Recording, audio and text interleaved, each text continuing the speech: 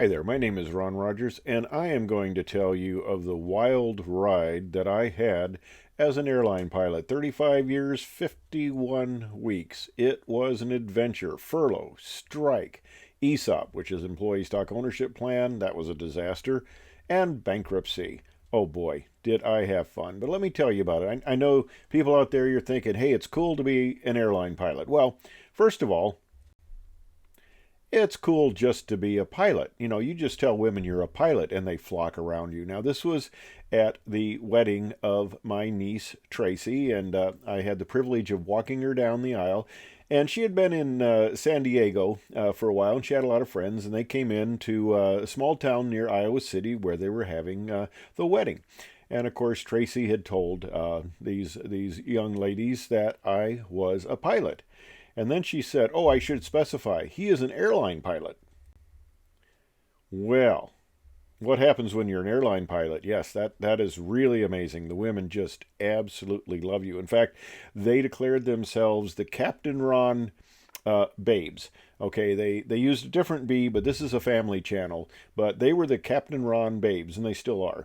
But my wife going, okay, we can't have that. She declared herself as the head Captain Ron babe. So that was fun. But I digress. Let's get back to the whole process here.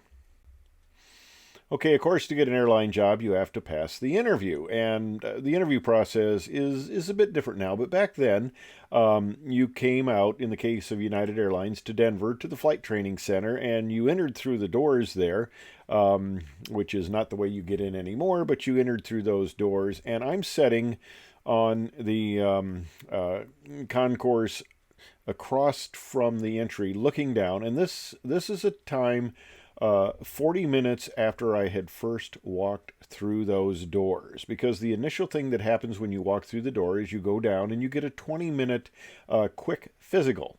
And 7 of us had come up from the flight from Los Angeles. I was based at Edwards, the Air Force Flight Test Center, and 7 of us, we kind of, got talking. We were on the airplane. We're going up for the interview, and I'm sitting there 40 minutes after we walked through those doors, looking at 5 of the guys going back. They had failed the mini physical, and you went in, you took the physical, and when you came out, the door shut, and it had no doorknob in the outside. You could not go back in if you contested anything.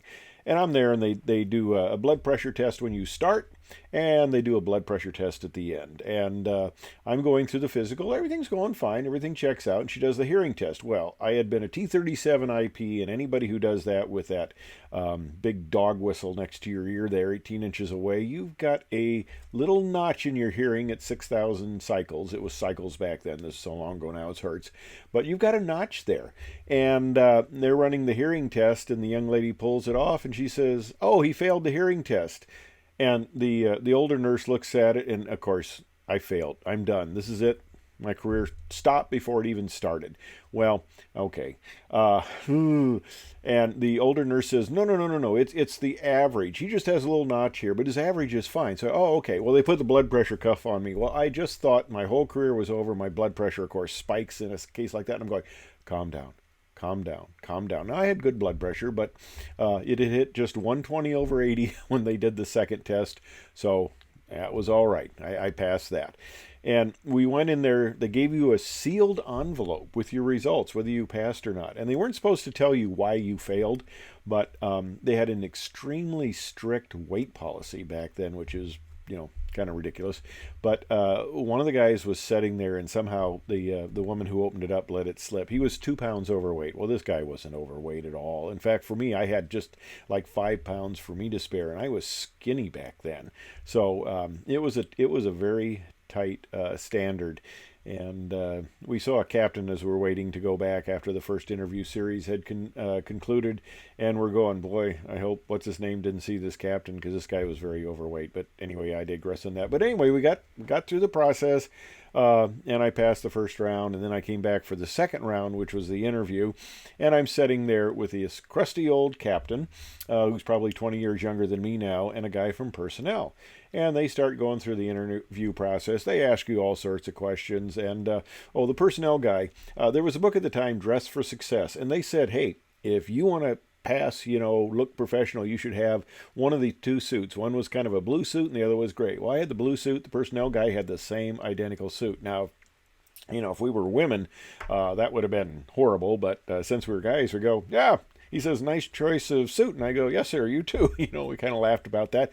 Well, we go through the interview process, and the captain says to me, we get towards the end, and he says, well, have you had anything that you might call an emergency, anything out of the ordinary? And I don't want you to, being a military pilot, tell me your radio didn't channelize. Now, those of you old military guys with the ARC 34, you know that, if the frequency wasn't set, it actually had a little thing that moved crystals, and it would go ka-ching, ka-ching, ka-ching. Okay, well, that was an issue, but not truly emergency. So he didn't want me to, I guess somebody had pulled that on. So I said, well, yes, sir, I did. I was doing a maintenance test flight out at Edwards on a T-38, and I had the canopy separate.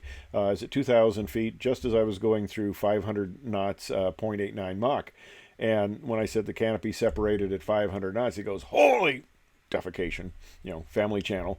The personnel guy actually jumped in his seat because of what the captain exclaimed. I guess it was a little violation of protocol. But anyway, I'm thinking, well, he likes this story. And it must have been good because I got hired, did the simulator, and that went really well, and ended up getting hired. So I go out to Denver for training. And I start on August 21st, 1979. I retired August 10th, 2 days before my birthday, 2015, because they want you done with your trip before you're 65, because you turn totally dead at that time. And I never expected to fly to 65. It was 60.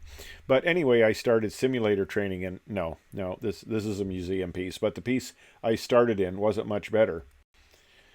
It was a 737 type of simulator. Now, we had these fixed base devices, and we also had them on the 727, and boy, were these things ancient and old. And any United pilot knows this building. That's where all the simulators were housed. Of course, the training center has expanded unbelievably, and of course, so has the pilot population. But this was the cafeteria. I spent almost 4 decades going through this cafeteria. There's the nice little propeller that was posted there in the end of it with some historic type pictures. And this whole section was absolutely brand new now.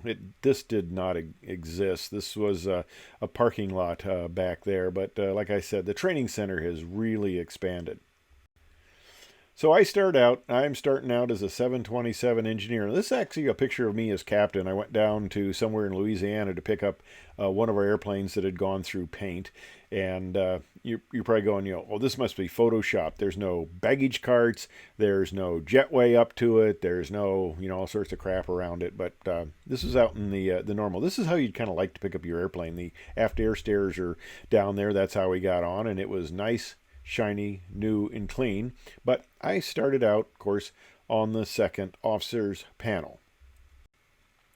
So we had a class of 12, and it was ranked according to age. I was the youngest one in my class by 3 years, which is interesting because my whole class, except for me, got caught in the age 60 thing, and they were gone, and I got 5 more years. But because of it, I was the bottom guy in the totem pole. It went by age, and so I had the last choice. And they said, well, you need to put in your bids. We had second officer positions all over the place. It's not like now where you can actually walk into the right seat of a widebody. Things have really changed. But back then, I had to bid, and I said, I could put down a helicopter to Texas, and I'll still get the bottom thing. Well, the bottom thing was the coveted 737 flight engineer position. You're going, what?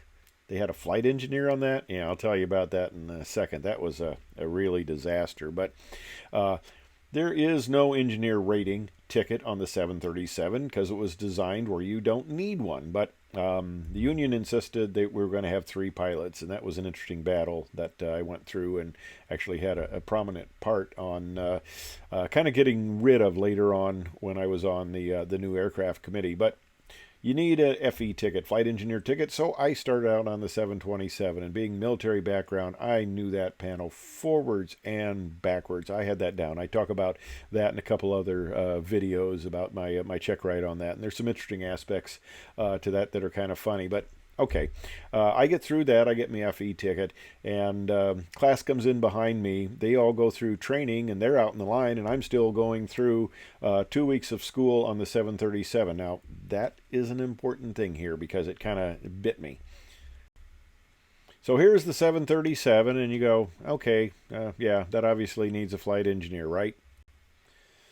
Well, what do you do as a flight engineer? Well, you stick your hand in front of the captain to touch the fuel panel, and you had an interesting group of captains. Half of them knew that, well, this was what you were supposed to do, so they let you do it, and then they'd go back and do it themselves. The other half would slap your hand out of the way, and so you basically knew that, well, don't touch the fuel panel. Which is interesting because the company told you you're supposed to do this, and the captain said, no, don't do that. A good half the captains didn't want you there because you were in the way. That folding seat was hard to get up and out of the way because they want to go back and say bye to the passengers, and you're in the way. And then I'd stick my head around the co-pilot's face to do the pressurization panel. They usually, were fairly decent because they knew that you didn't really want to be there. But the guy who checked me out in this position gave me my IOE, initial operating experience. He had been in that seat for 11 years, and I go, man, how could you do that? But anyway, I went through an extra 2 weeks of training. Class below me was gone. At the start of my training, they were said, yeah, we're hiring 500 a year for the next 5 years. You'll be a co-pilot in 2.5 years. Well, it ended up I still had a good 2 years of furlough to go when that time came about, and I'll get to that. But anyway, because of this, there were three of us, and there was a course in the morning that could only take two people. The two guys went through it. And then they graduated in the afternoon. I had to take the course in the afternoon. I was going to graduate the next morning. Guess what? I get a call that night, and I get the call from one of the guys there in the training program I knew quite well, and he goes, I got some really bad news for you. This was the same guy who told me they're hiring 500 a year for the next 5 years, and I'd be a co-pilot in 2.5 years. He said, hey, I'm sorry to tell you, but you're furloughed. Oh my gosh. Okay, I got a wife, 3 young kids. What I thought was insecurity in my job in the Air Force was you moved from base to base every 3 years, but now I'm told, we don't need you, go away. And it was like shock. What am I going to do? Should I go back to school and get a master's degree? Should I try to get a job somewhere? I was in shock, and I went back home, but I knew one of the secretaries fairly well. We'd been on a very friendly basis, and I had a question about my last paycheck because pay was getting to be an important factor. So I called her up, and she says, I need a number where you are. And I go, okay. I said, why? And he says, well, she says, something's going on in the background here, and I need to be able to contact you because things may be changing. And I go, oh, what? I says, I can't tell you. But what happened was because I had a class below me that wasn't furloughed, and I was senior to them, they technically couldn't furlough. So they brought me back, and they said, oh, we don't need you on the 737. Go to the 727 as an engineer. So all that stuff that you had kind of dumped when you went to 37, get your old books back. Remember that. So I went back, and I was a 727 second officer out of lovely downtown Cleveland, the only city that I know of that the river caught on fire due to pollution, the Cuyahoga River. And of course, what do you do when a river is on fire? You put water on it? Yeah, it was a problem with the fire department, but I had a very interesting start to my career. I had the privilege of flying with Captain Bill Norwood early on, one of the captains that I modeled my being a captain as, and I have a video about him. They actually did an interview with Ebony Magazine while I was flying a trip with him, and it was a very fun time. The guy was absolutely super captain, but this went on for 6 months. Things still kept sliding backwards, and they said, well, we don't need you on the 27. Go back to 37. So I'm going back to the 37. Okay, that's wonderful. I'm doing the second officer position for about 6 months, and then I'm on the way to my 1-year anniversary dinner, and I get told that you're being furloughed. Oh my gosh, this this is not a fun time. So I get this letter. Okay, we don't need you anymore after all. We were just kidding that last time, but this time we're serious. You're going out. So that was a fun dinner where, they were supposed to be congratulating me on my 1 year. Well, I went on furlough needing to complete 17 days of probation. It only took me 6.5 years to complete 17 days of probation. Well, This time I kind of had it figured out what I was going to do. I had time to plan. I knew this was coming. So I looked around and I actually finagled some engineering jobs, but they offered me a job that was actually at less pay, but it was a flying job. So I got a job in flight test at Cessna Wallace Division in Wichita and had a fun time. I ran an aerobatic school part-time using a Citabra and decathlon, so I was having fun flying. And that on the right, that's a 421 engine cowl. My last flight at Cessna flight test was an engine fire, and it burnt through that. And I talk about that in one other video. But this was not a good time in the 80s when I was furloughed. Everything was going to hell basically with the economy and that and flying and Cessna was I could see the writing on the wall that I was going to be laid off. Actually, I wasn't, and I got a video that talks about that. It's kind of funny. But anyway, I decided, well, I talked to Boeing and I got a job at Boeing Flight Test. So that was a lot of fun. And I did that for a while, but I go, I had taken all these courses in electrical engineering and I had almost completed a master's in it before I got out of the Air Force. And I said, I would like to do something along that line. So I got involved with the B-50, well, in the electromagnetic compatibility and antenna systems group. And I got involved with the B-52 radar. And I figured, well, I hadn't done any engineering for a long time. And if I screwed up, and got fired in 6 months. I was going to be recalled, so I figured I had a 6-month period where I could either make it or not. Well, in 6 months, I ended up being lead engineer in the group and went on for another 3 years in the group and had quite a good time. And then another one of these letters came, and it says, okay, we were just kidding. Come on back. We want you back. We need pilots, and we want you back. So that was fun. I gave up my my job as an engineer and went back to work. I had a bunch of really nice pilots to work, really nice people to work with. They weren't pilots.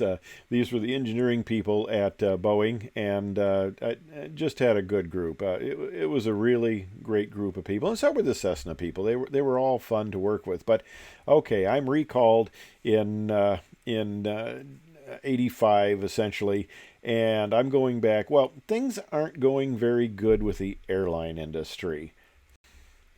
And it's just getting worse and worse. And we ended up going on strike, pilot strike, 29-day strike. I never intended to cross the picket line, never even entered my mind. Of course, I was so junior that it was kind of ridiculous. And what I actually did was I actually went back to my boss at Boeing and said, hey, I'm at the bottom of the list. I actually had a list that says for my vice president of flying that if you don't cross the picket line, it'll be years, if ever, before you come back. And I showed that letter and I said, hey, can I have my old job back? And he goes, sure. And of course, they did a lot of things where you thought it was going to settle and then it didn't. They kind of did this whipsaw emotionally for you.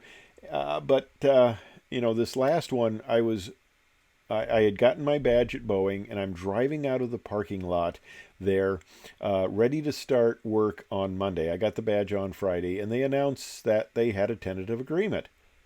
And I go, oh, come on. Well, I'd seen this before. I call up my boss, and I said, hey, what should I do?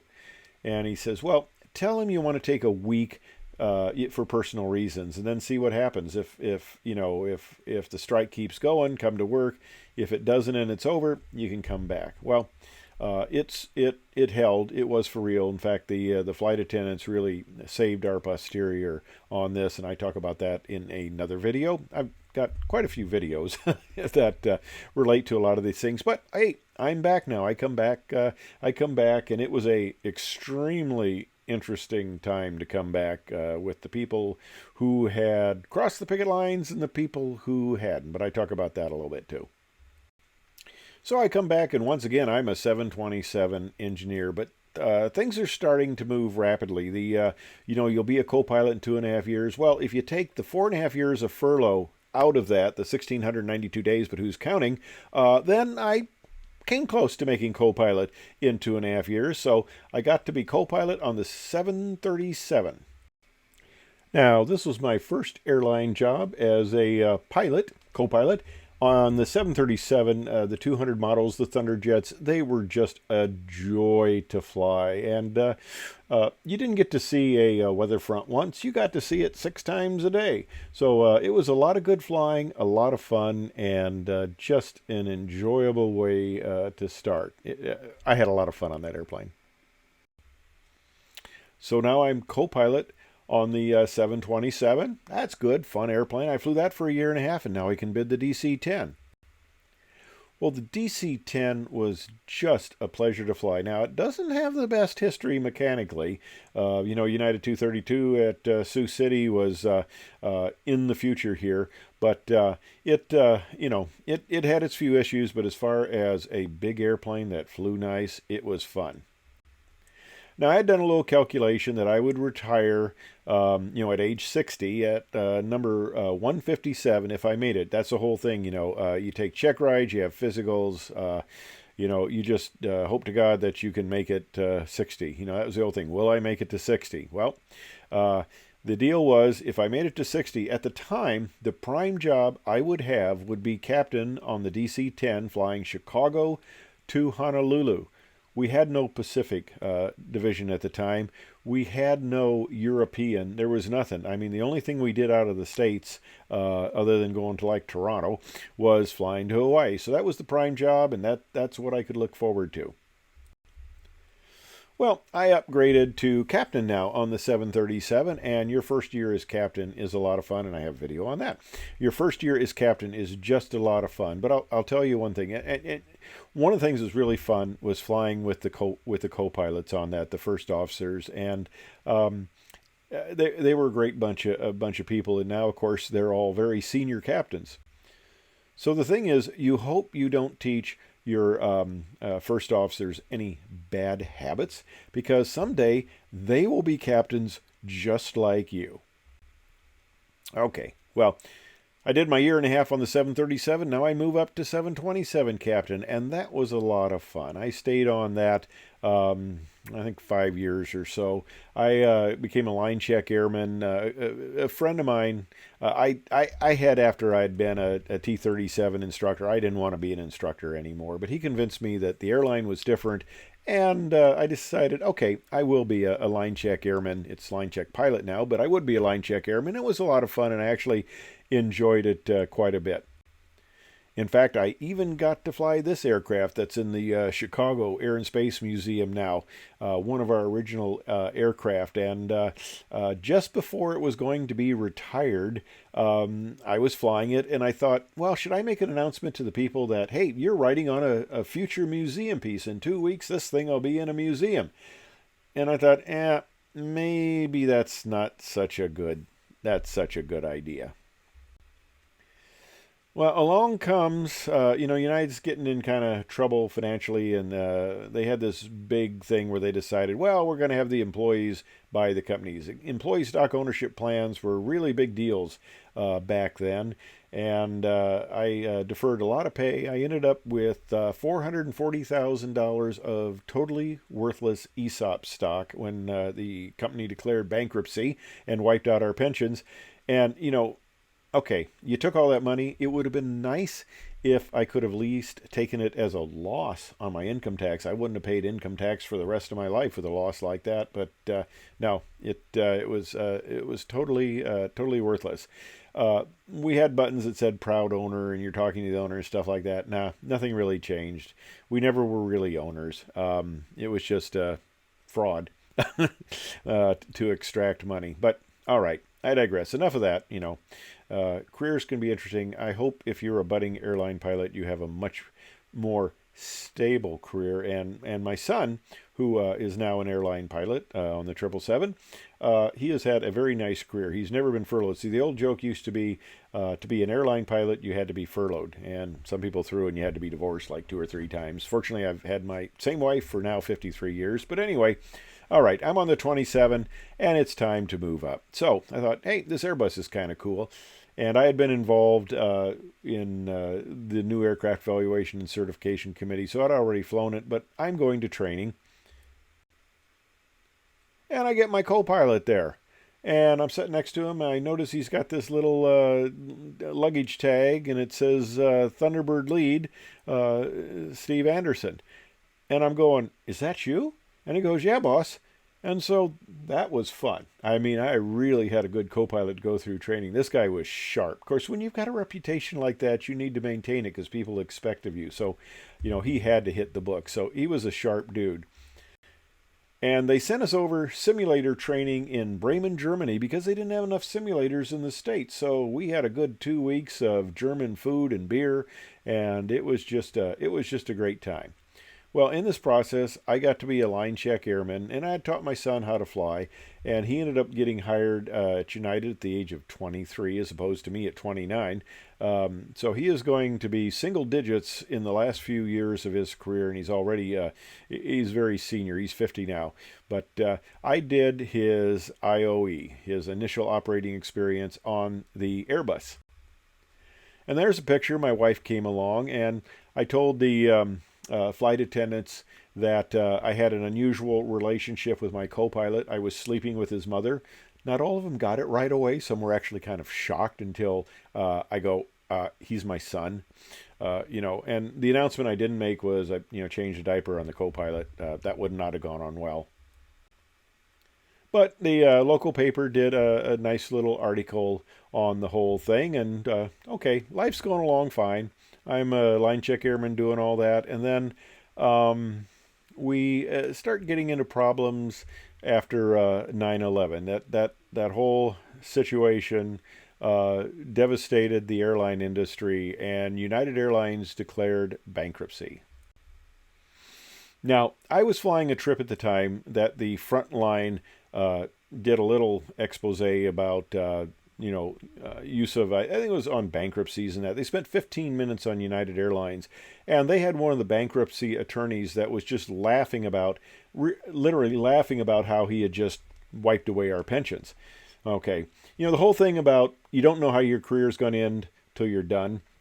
I was taking off on a 727 out of Chicago. Here I digress. I'm the co-pilot. And center calls us up, and they go, American 123. I guess, oh, I'm sorry, United 123. I keyed the mic, and I said, you're sorry. If this was American, I'd be the captain. Because as I was leaving Edwards to go to training at United Airlines, the last day I'm there, through the mail slot comes a little letter that says, hey, we'd like to offer you an interview. That was American Airlines. If I would have been hired by American Airlines at the same time I was hired by United, instead of being a 727 co-pilot, I would have been the captain. Now, I had 25 years as captain at United Airlines, which is way more at the time than anyone deserved, especially since we had guys who had set 17 years as flight engineer, and they ended up a career where they spent 6 to 8 years as captain, which is just kind of sad. But I had 25 years, so I can't complain about that at all. But if I would have been with American, I wouldn't have had my pension wiped away, which would have made a very big financial difference to my life at this point. But don't shed any tears there. I'm not doing bad at all. I've been able to recover, and I'll kind of talk about that in just a second here.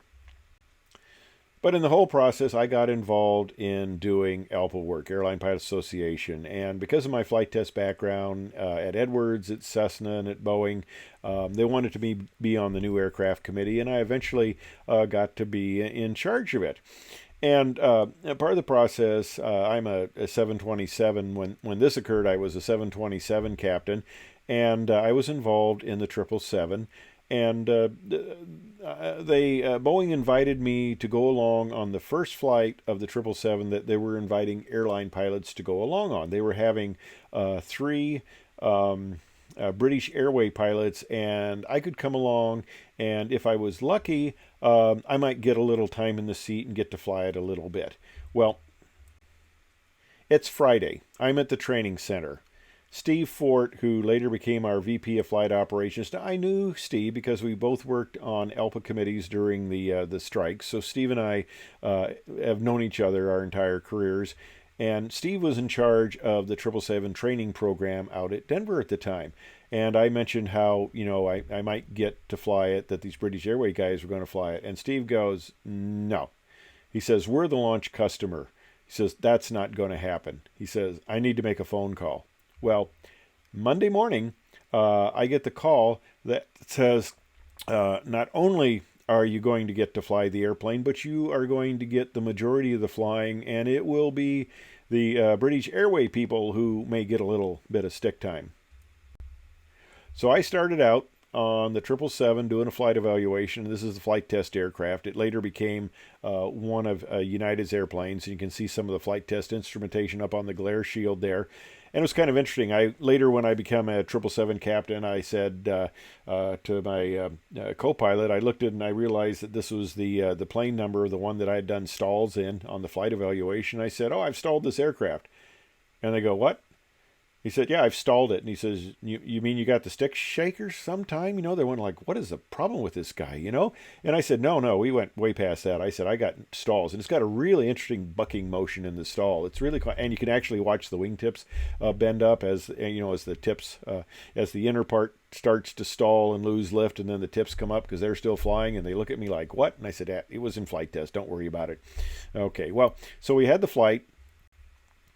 And the British Airways, they got a little stick time. I think it was about a 5-hour flight. I got to do a lot of stuff. And it was the start of getting back in our relationship with Boeing. ALPA National at one time had gotten in quite a fight with Boeing, and I'm not going to go into the details on that, but ALPA was persona non grata on Boeing property. You could not get an invite to Boeing for anything as an ALPA member. Well, when I was on the committee, we started working on that relationship, and it got better and better until I ended up being team leader on the Working Together program, where we had line pilot input into the whole process, and got to know John Cashman quite well and the other pilots. And John did a very nice thing for me as I was easing out of my chairmanship of the committee. A bunch of Boeing mechanics had refurbished an old Boeing 247 that United Airlines had flown back in the 30s. This was the airplane that competed against the DC-3, but the DC-3 won. United thought they're going to be sharp in tying up the whole production thing, but they weren't, because Americans said, well, we need an airplane, and they looked at the DC-2, which they made a few modifications, and it became the ubiquitous DC-3, and it was very prominent in airline service. One thing that nice John did for me is he got me a flight in the Boeing 247, so I got to go out and do a flight evaluation on it, and that was my last article. I actually got paid for this because ALPA had nothing to do with this flight, and they actually paid me in the ALPA magazine for the story. I'd written probably 20 flight evaluations, and of course, since the union was paying for it, I got nothing for it, which I didn't expect it. I was just doing this because part of our charter was to inform the pilots, about developments in airplanes and stuff like that. So it was part of my duty. I never expected to get paid. So that was kind of funny when I actually got a check for the flight.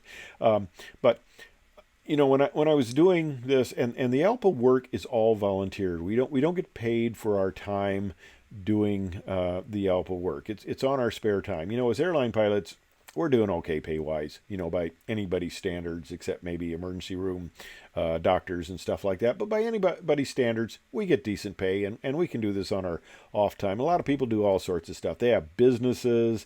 I mean, people had laundromats, they had car washes, they had restaurants, they had all sorts of real estate adventures and stuff like that were making money, and we had guys who were big into competition, aerobatic, so a lot of people, you could do anything you want because there was enough free time. So I didn't mind doing this at all because my job, I thought at this point wasn't in jeopardy. But it was kind of interesting because I ended up being chairman of the SAE AE4R Radiated Environment Committee. Now, this was a time where I wasn't working with test pilots and engineers, but I was out there working with just electrical engineers for all over the world. This was an international committee, and I had engineers from all over the place. And we were sitting there talking one time, and one of the older guys, he knew about ALPA volunteer work, and he said, he just kind of casually mentioned in front of the others, he was kidding me. He says, well, how much are you getting paid for this? And I said, I'm not getting paid anything. This is on my spare time. And a couple of the engineers looked shocked, and they go, what do you mean you aren't being paid? And I said, no, I'm doing this for free. And this one guy, it was funny. He said, well, you must be a really lousy engineer. And, it's kind of interesting because they thought, oh, he's an airline pilot. They're putting him head of this committee just as, a political thing. But because of my involvement as lead engineer in the microwave technology group and electromagnetic compatibility and electromagnetic interference background, we could talk on near field effects, and they quickly found out that no, I didn't know what I was talking about. But he was trying to give me a bad time about you must be pretty worthless because you work for free, and I said, well, how much do you make a year? And he told me. And I said, well, this is how much I make a year. And it was 3 to 4 times the amount he made. And I said, I get pretty good compensation. I think I can do a little bit for free. Well, with the bankruptcy, things got kind of scary and actually thought the company might go out of business. So I decided, I need a fallback position. Well, I had a background in high-power microwaves, vacuum systems. I was going to be a nuclear physicist, and I worked as a technician in the University of Iowa's 7 million electron volt Van de Graaff accelerator, and I was in charge of the Dr. James Van Allen 2 MEV accelerator that was used to calibrate the space probes on Pioneer 1011. So I had a background in accelerators and that, and I interviewed with Fermilab just down the road here in Chicago, down at Batavia, and they were going to set up to bring me on as a consultant.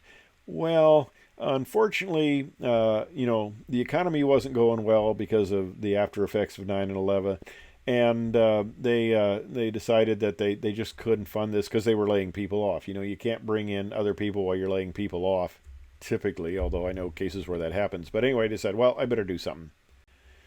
So my dad had rental properties and did fairly well, and I thought, well, I'll do that. So I got my real estate license, I got my agent license, and then I became a broker. Then I got managing broker, and I ended up having my own company. And my dad had rentals, so I thought, well, that's a good idea.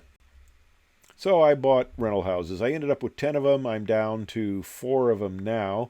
I got rid of the ones that were down in Florida. I had 3 down there because the insurance was just going through the roof. So I'm glad I'm out of those. But this house here, this was the second house I bought, and I've had those people in there for 20 years. You just don't get lucky like that. But anyway, finally, I upgrade to the 777. This is my initial flight. I'm getting ready to go to Frankfurt here. And the nice thing about the 777 is when you stand in front of your airplane or in front of the engine, it makes a nice picture. That is a big engine. And you get to see parts of the world that are very interesting. Some of them are very cold. And I've flown over the North Pole, both magnetic and geographic North Poles. And this was interesting. A crew came up underneath me on the European tracks, and they said, hey, we got a picture of your airplane. What's your email? So I sent my email, and they sent me back a good number of pictures. But all right, now I'm into international flying. And my son had been doing international flying as a co-pilot, and he wasn't sure I'd like it because I'd been domestic, and I wasn't sure either. But man, I loved it. It really broadens you out. Like here. That is Chinese either for, do you want fries with that, or Burger King? I really don't know, but they have Burger Kings over there, and actually they tasted pretty good. And of course, I'm junior, so I'm flying to Beijing, and being junior, I get the flight over the holidays, so we got 4 days layover. So for $100, we got a van, and we put us and the flight attendants in it, and he drove us to the Great Wall, the Tiananmen Square, everything like that. And the funny thing was, I'm going to Beijing for the first time. And I called the crew desk and I go, I'm a little concerned. I've never, I'm flying up through Russian airspace. I've never been to Beijing. Could you put a line check airman on the flight with me, to kind of, to be there to back me up? And she says, well, let me see who your co-pilot is. And she looks up and she goes, oh, you're flying with Beijing Mike. And I go, who? And she says, Beijing Mike. Mike goes to Beijing every week. and he's been doing it for years. She said, he's better than an LCA. And it was true. Mike was extremely helpful. He should have gotten LCA pay for everything he taught me. But, the nice thing about when you're a wide-body captain is you have very experienced co-pilots, and they really save your posterior and are extremely helpful. But all right, the fun time. Now, the nice thing about these layovers is you get nice long layovers. When you're flying domestic, they had at first it was 24-hour bottle to throttle rule at United. So if you were flying domestic, which is all we had at the time, you could not have a drink on a layover. I won't go into that, but you couldn't legally have one. Then they went to 12 hours, and they actually went to 8 hours at one time, which really is, that's the FAR, but that's too short, and I think they're back to 12 now. But here we are out in Frankfurt with the crew, and we're having a brewski. And we're over at the Christmas Mart. They would have these, and this one's Frankfurt. That was a captain I was checking out, one of my co-pilots there on the 777. And you'd get to go to the Christmas Mart. That was a lot of fun. In fact, I went to the Oktoberfest. Now, the Germans are real sneaky. They have Oktoberfest in September, but I got to go that on the first day, and you talk about quite an event. And of course, flying to Europe, you take off in the afternoon, evening, and typically you see the sunrise, which is wonderful, burning your eyeballs there. You notice those little clouds there. Those were really kind of freaky clouds, and I hit some of the worst turbulence I've ever seen on this part of the flight, and I don't know what the conditions were, but it was nasty. And of course, here's a friend of mine on the 747. I come up underneath him and take a few pictures, and I'm going to send them to him, but they can't get his email address because he's asleep in the bunk. It's on his break. But the nice thing about flying is you go all over the place. Here I am in an Irish pub in Sydney. And of course, Beijing, smog. You talk about what happens when you don't control air pollution.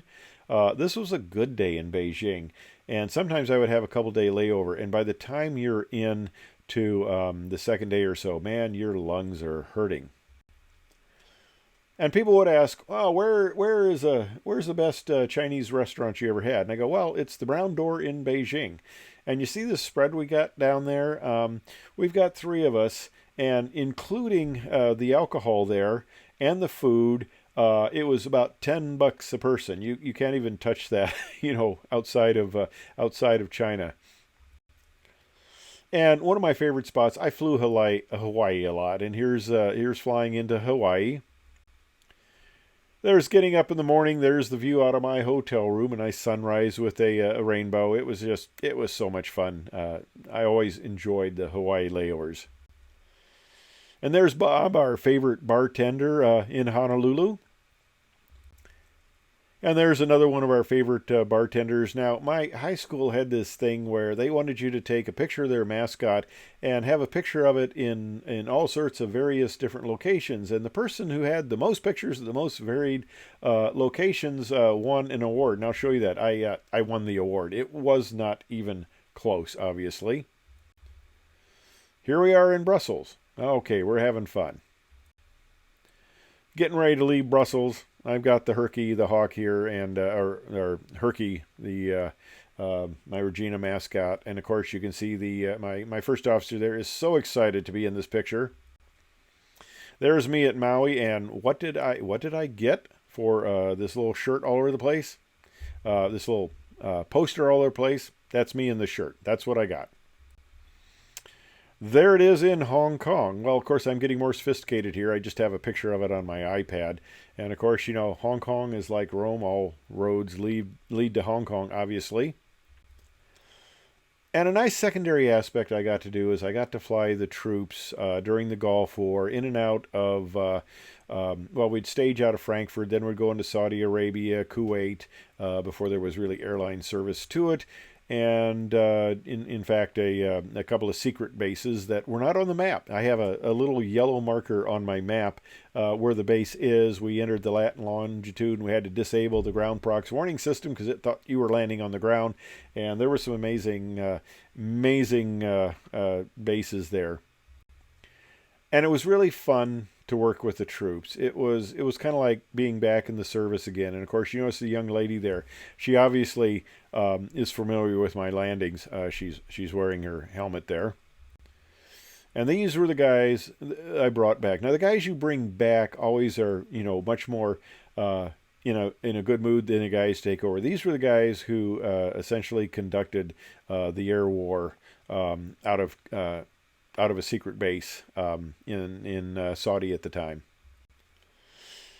And there's, of course, it's kind of interesting. Normally you can't have guns on board. Actually, they were bringing their ammunition on board, which is a dangerous goods. And my son was chairman of the ALPA National Dangerous Goods group, and I called him up and I said, "Can we have all this ammunition on the airplane? Is that allowed?" And he goes, "Yeah, that's fine." It was kind of funny, but I figured they knew what they were doing, but I usually didn't carry that amount of weapons and ammunition on my flights typically.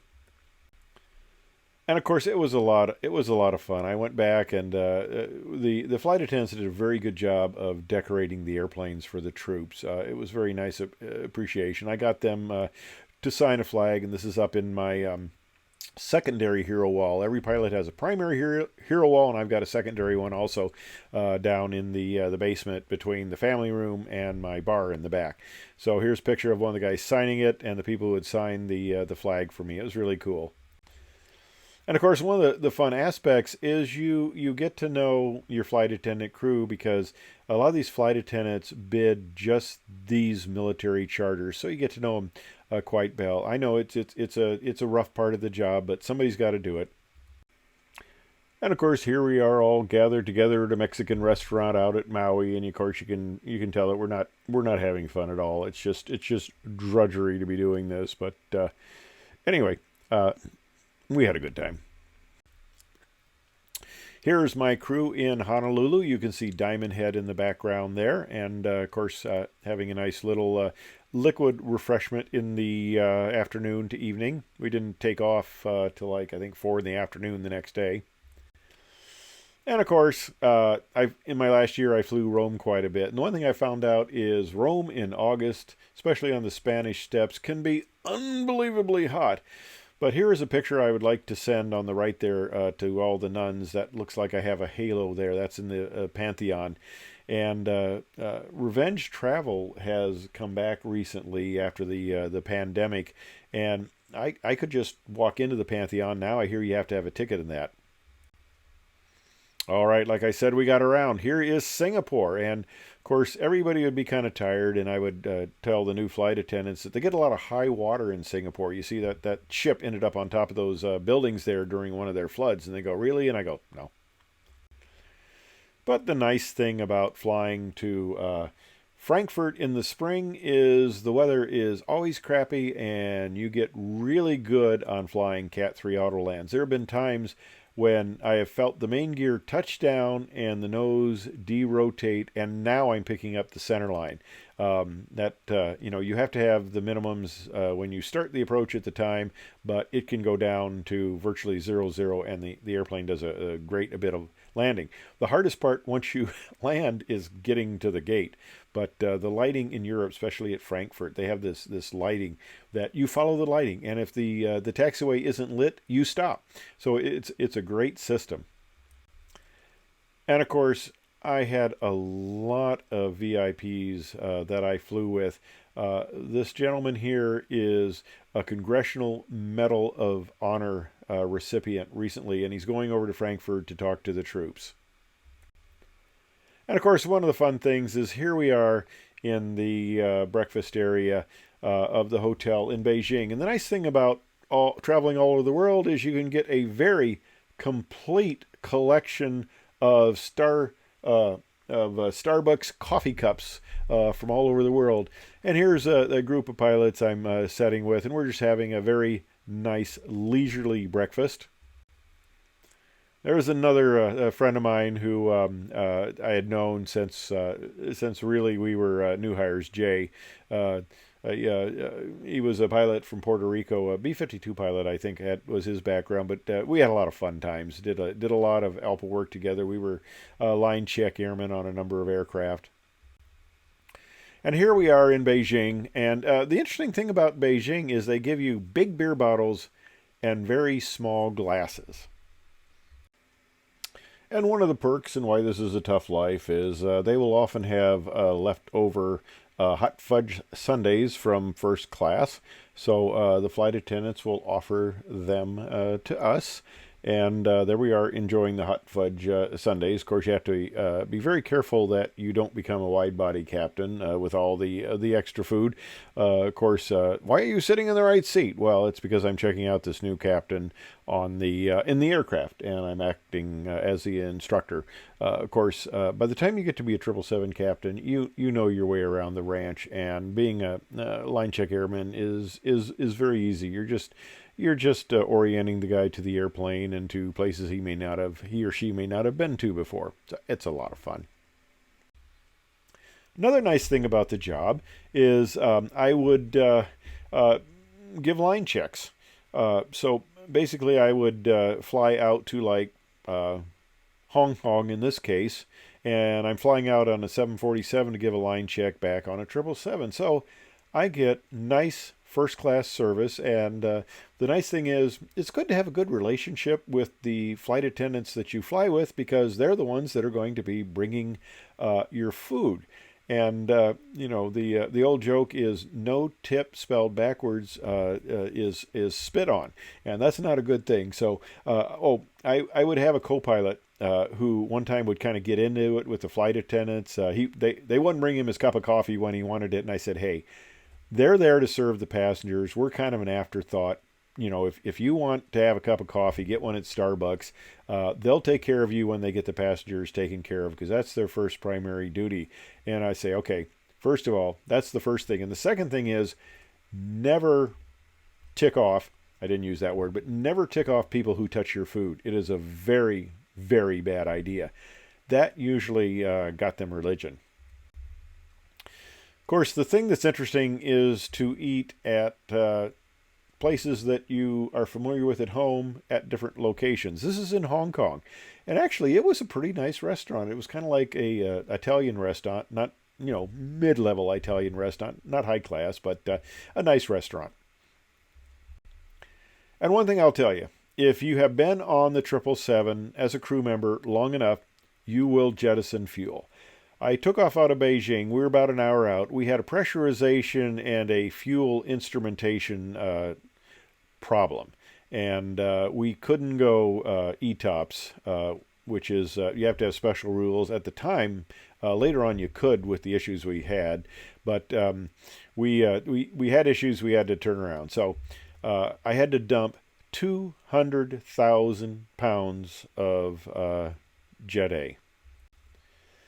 And that takes about an hour. In fact, the flight attendants had time to serve a meal service. We had almost 3 hours of flight time by the time we actually got back on the ground. It was kind of interesting. And I thought they would have taken us out over the water to dump. They had us actually going over green farm type fields. So I guess we were putting oil on their salad. And this is going through the checklist there, which is very nice.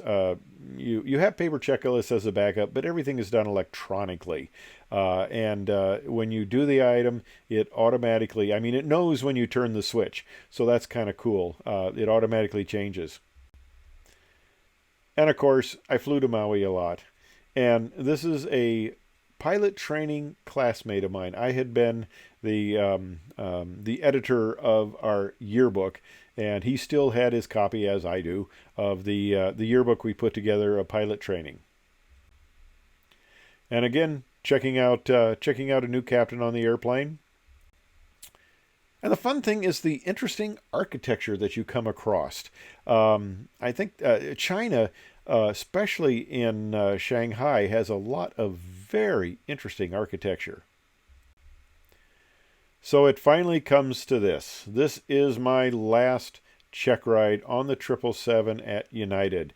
I've got enough sick leave that if I fail it, I can press on, but fortunately I passed it.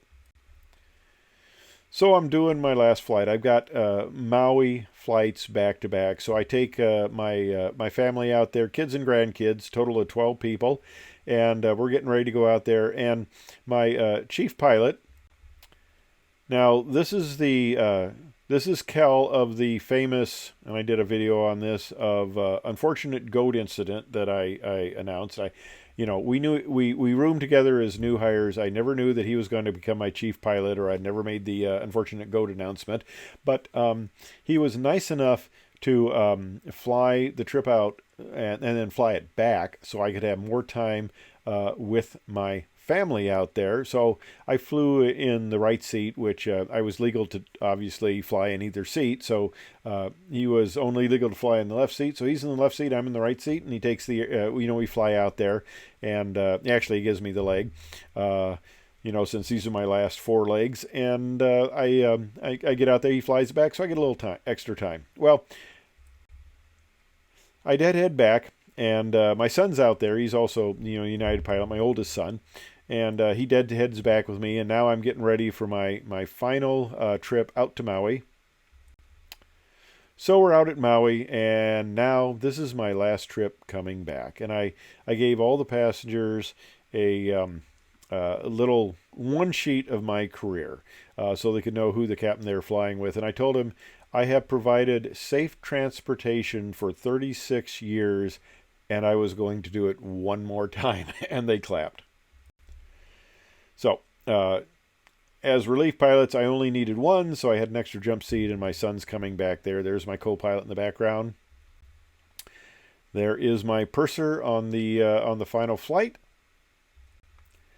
And my kids did this really neat collage of my career and 2 absolutely very tasty cakes that we served to my 345 closest friends. It was funny. I was actually having to kind of gobble down my cake at the last minute, and I didn't get to really enjoy it.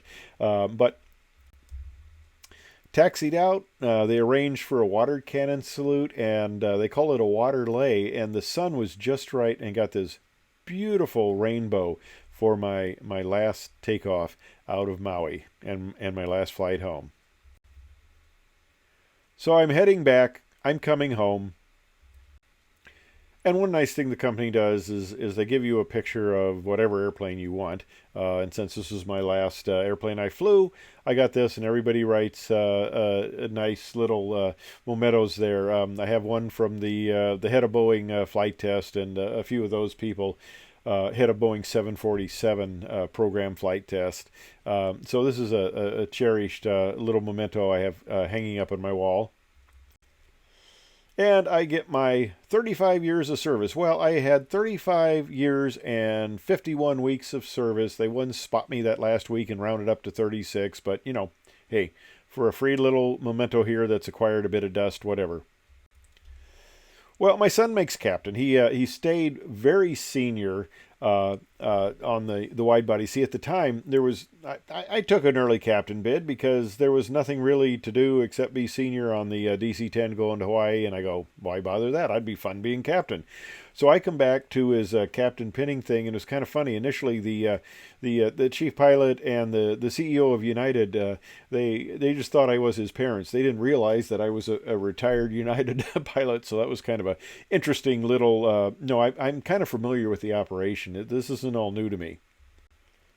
So what do you do in retirement? Well, you have a lot of fun. You go up to Oshkosh. My son and I have been going, my oldest son, I've got 3 kids, but my oldest son's the only one interested in aviation, really. So we go up to Oshkosh and been doing this for a long time. And there's some of the, what United pilots can do for fun. That young lady on the in there is one of the pilots on the Devil Dog. In the commemorative Air Force. So, like I said, you can do all sorts of interesting things. And, of course, here we have joined the EAA Rockettes. This is what consuming quantities of alcohol can do, except I think at the time this picture was taken, we were all sober. That's my son on the end. I'm in the center there. And that's, of course, the old classic entrance to the EAA group. And it's fun getting together with the pilots up there. And I enjoy going to Oshkosh. It is just, it's like going to church for aviation. Of course, I've got my toys now. So that's a lot of fun. Oh, and the vet. My wife said I could have anything on the vet I wanted, so I got a convertible Z06, 650 horsepower, but she says I get to choose the color. So she chose the Long Beach red, and I've had a lot of compliments on that.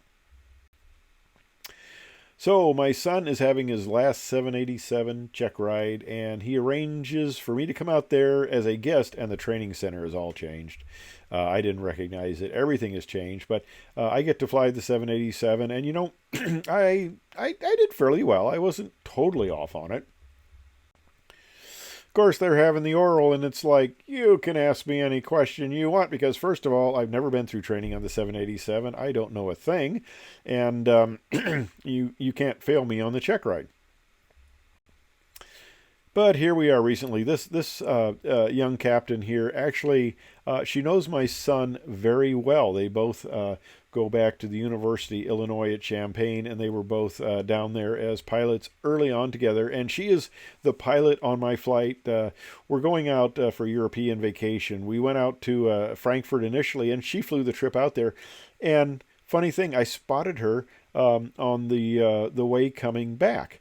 And she took me on board the aircraft and stuff like that, and I'm sitting in the seat. The interesting thing, though, is, and this is the joy of pass riding, that is as close to being on the flight that day as I got. We didn't get on the flight, and we came back the next day. And the funny thing is, we had all our passports stamped. We're going out, and I go back, and the guy says, he looks at it, and he goes, "Where did you come from?" And I said, "Well, we're standby passengers. We didn't get on the flight." And he goes, "Oh." Then he understood, and he just X's out our initial going through.